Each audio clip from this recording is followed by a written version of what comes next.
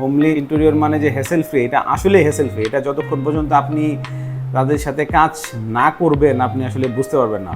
আমি যেরকম চাইছিলাম ঠিক ওই রকমটাই পাইছি, এবং বাজেট ফ্রেন্ডলি।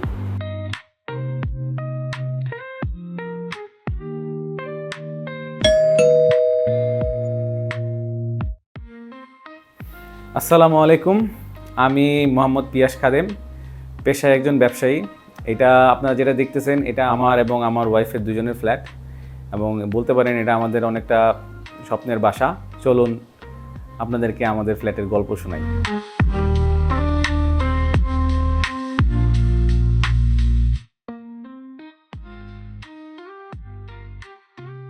আমি যখন ফ্ল্যাটটা বুকিং দিই 2020 সালে, আমাদের আসলে ভাড়া বাসায় থাকতে অভ্যস্ত ছিলাম আমরা। আমাদের আসলে এরকম ইন্টেরিয়র করার অনেক শখ ছিল। তো ইন বিটুইন আমি আরও দুই একটা ইন্টেরিয়র কোম্পানির সাথে যোগাযোগ করতেছিলাম। আমি একটা কোম্পানির সাথে অলমোস্ট আমি ডিল ডান করে ফেলবো। তো একদিন ফেসবুকে ভিডিও দেখতে দেখতে আমি একটা ভিডিও দেখলাম যে এখানে হচ্ছে ওপেন কিচেন একটা কনসেপ্ট আপনি কাজ করতেছেন। তো আপনাদের ওই ভিডিওটা দেখে আমার খুব ভালো লাগছে। তো আমাদের চিন্তা ছিল আমরা হচ্ছে কাঠে যাব, আমরা কাঠ দিয়ে ইন্টেরিয়র করাবো। কিন্তু এটা এত কস্টলি হয়ে যাচ্ছিল যে আমাদের মতো মিডল ক্লাস ফ্যামিলির পক্ষে ওইটা বেয়ার করা আসলে আম, বলতে পারেন যে একটু অসম্ভব ব্যাপার। তো যখন বাপ্পি ভাই আমার বললো যে এটা বোর্ড দিয়ে আমরা করা সম্ভব এবং এটা ওয়াটার প্রুফ, পানিতে ডুববে না, তখন আমি বললাম আচ্ছা ঠিক আছে, দেখি একটা বোর্ড আনেন তো আমি একটু চেক করব। তো আমার আসলে জিনিসটা বিশ্বাস হয় নাই, কারণ আমরা ছোটকাল থেকে দেখছি যে হচ্ছে বোর্ডের জিনিসের মধ্যে একটু পানি পড়লে বোর্ড হচ্ছে ফুলে যায়, 2 দিন পর পর নষ্ট হয়ে যায়। তখন ওনাদের অজান্তেই আমি হচ্ছে একটা বোর্ডের টুকরা নিয়ে নিলাম। এটা ওনারা দুজন জানে না। তো ওই টুকরাটা নিয়ে আমি আমার বাসায় যায় একটা ছোট মগে পানি রাখলাম, পানি রেখে ওই বোর্ডটা পানিতে চুবা রাখলাম দীর্ঘ 3 দিন। 3 দিন চুবানোর পরে আমি চেক করলাম যে না, বোর্ডটা তো যেমন আছে তেমনই আছে। তখন হচ্ছে আমি আসলে অবাক হয়ে যাই, আসলে এরকম বোর্ডও আছে। তো তখন বুঝলাম যে না, তারা যেই আমার যেভাবে বলতেছে আমি আসলে ওই জিনিসটাই তাদের কাছে পাবো। বিশ্বস্ততা যেটা বলেন ওইখানেই তা ওনারা অর্জন করে ফেলছিল। তো যেখানে আমি পয়সা ইনভেস্ট করতেছি জিনিসটা যাতে লংজিবিলিটি ভালো থাকে এবং ডিউরেবল হয়, ওই চিন্তা করে হচ্ছে আমি দেখলাম যে না, এই বোর্ডটা দিয়ে কাজ করলে আমার জিনিসটা দীর্ঘস্থায়ী হবে। তখন ওই দিনই আমি আপনাদের সাথে আসলে ডিলটা কনফার্ম করি, তারপর আমি তাদের সাথে শুরু করে দিলাম কাজ। ওপেন স্পেসটা আসলে কি, আমি যখন ফ্ল্যাটটা নিয়েছিলাম তখন আমরা আসলে এই ফ্ল্যাটটা আমাদের 4 বেডরুমের ফ্ল্যাট ছিল। পরে আমি চিন্তা করলাম যে আমরা তো আসলে মানুষ কম, আমাদের আসলে এত বেডরুমের দরকার হয় না। আমি, আমার ওয়াইফ আর আমার ছেলে। তো তারপর চিন্তা করলাম যে এত বেডরুম দিয়ে আমরা কি করব। তারপর আমরা চিন্তা করলাম যে এরকম একটা একটু প্রাইভেসি মেনটেন করা একটা লিভিং রুম হলে মনে হয় ভালো হয়। এই কনসেপ্টে আমি আসলে আমার এই বেডরুমটাকে আমি ভেঙে ফেলছি, ভেঙে এটার আমি একটা ফ্যামিলি লিভিং বানাইছি। পাশাপাশি যেহেতু আমি ওপেন কিচেন করছি, এই জায়গাটা আসলে আমার একটু ভালো লাগে। কারণ আমি যখন উইকেন্ডে যখন আমি বাসায় থাকি, আমার ওয়াইফ রান্না টান্না করলে আমি এখানে বসে ও কী রান্না করতেছে এগুলা বসে আমি আসলে দেখতে পারি, এবং ওর সাথে ও রান্নাও করতে থাকে, আমি ওর সাথে গল্পটাও করতে পারি, একটা ভালো একটা সময় স্পেন্ড করতে পারি। তো আমার জন্য আসলে এই জায়গাটা মনে হয় যে একটা ফ্যামিলি কোয়ালিটি টাইম স্পেন্ড করার জন্য একটা খুব ভালো জায়গা। এইখানে সিটিং অ্যারেঞ্জমেন্ট করার জন্য আসলে আমার ওয়াইফের জন্য, হ্যাঁ, ও একটু বিকেলবেলা এখানে বৃষ্টি টিষ্টি হলে জানালার পাশে বসে ও একটু বৃষ্টি এনজয় করতে পারে, এবং আমার ছেলের নিয়ে বৈশা দেখাইতে পারে যে হচ্ছে আশেপাশে পরিবেশগুলো সে একটু দেখতে পারে। এই জন্য এই জানালার পাশে সিটিং অ্যারেঞ্জমেন্টটা করা। ওপেন কিচেন আসলে কি, ওপেন কিচেন তো আপনি যত খরচ করবেন ততই সৌন্দর্য। আসলে আমার বাজেট যেহেতু খুব কম ছিল, আমি একটু কম বাজেটের মধ্যে এই কাজটা শেষ করতে চাইছি, এবং আপনারা যথেষ্ট আমরা হেল্প করছেন।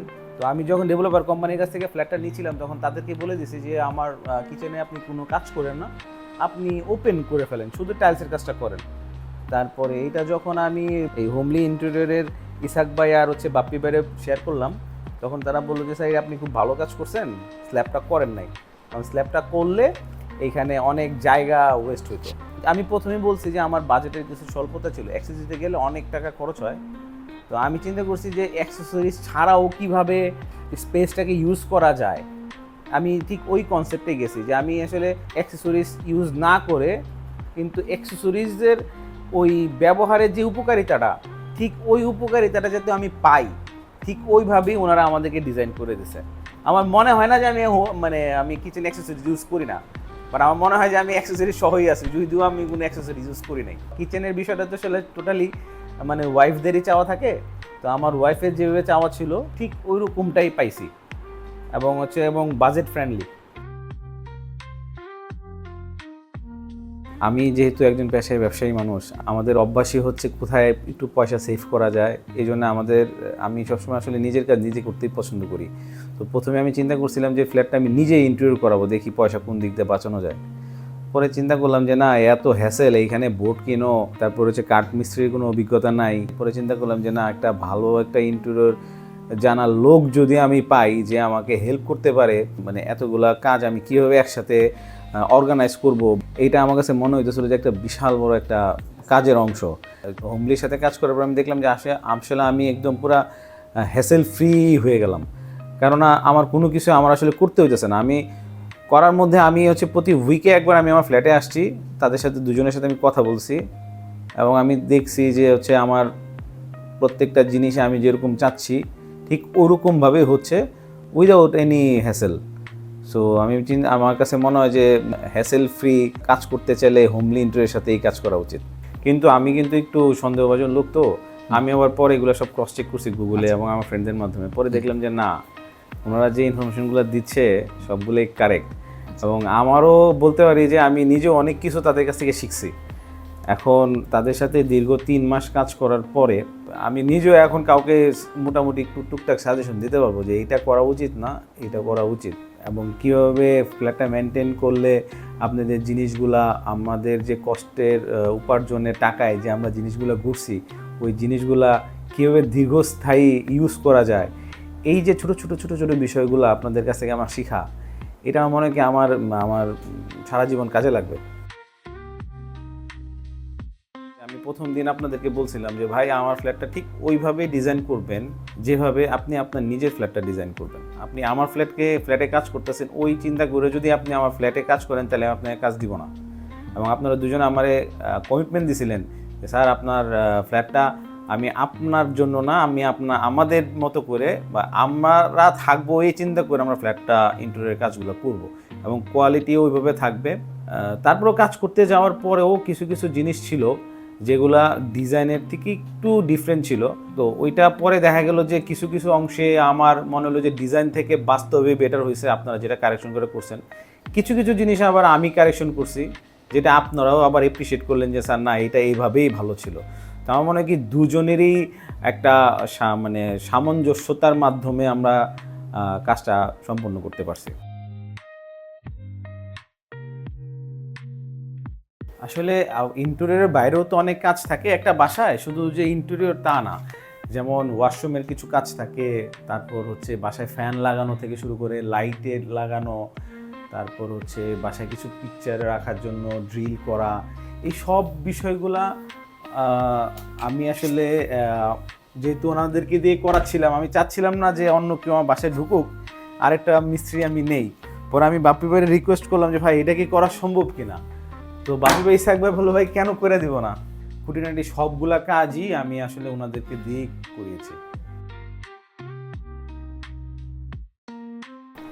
সব কিছু শেষে আমি এটাই বলবো যে হোমলি ইন্টেরিয়র ইসাক ভাই আর বাপ্পি ভাইয়ের সাথে কাজ করে আমার মনে হয়েছে যে আমি আসলে অন্য কারোর সাথে কাজ করিনি। মনে হচ্ছে যে আমার আপন দুটো ছোটো ভাই আমার জন্য কাজ করতেছে, এবং তাদের কাজের কোয়ালিটি এবং তাদের কাজের যেই গুণগত মান, হোমলি ইন্টেরিয়র মানে যে হ্যাসেল ফ্রি, এটা আসলে হ্যাসেল ফ্রি। এটা যতক্ষণ পর্যন্ত আপনি তাদের সাথে কাজ না করবেন, আপনি আসলে বুঝতে পারবেন না। আমি বলবো যে আমার কথা বিশ্বাস করার দরকার নাই, একদিন একটা মিটিং করেন, তাহলেই বুঝে ফেলবেন যে আসলে তারা কতটুকু হ্যাসেল ফ্রি। প্রথম মিটিংয়েই একটা বলে না যে লাভ এজ ফার্স্ট সাইট, তো ওইটা অনেকটা ওইরকমই। তাদের সাথে কাজ দেওয়ার দরকার নাই, শুধুমাত্র আপনার ফ্ল্যাটটা সম্পর্কে তাদের সাথে একটু শুধু ডিসকাস করেন, বাকিটুকু আপনি নিজে থেকে তাদের সাথে জড়ায়া যাবেন, এবং কখন জড়াবেন আপনি আসলে নিজেও বুঝতে পারবেন না।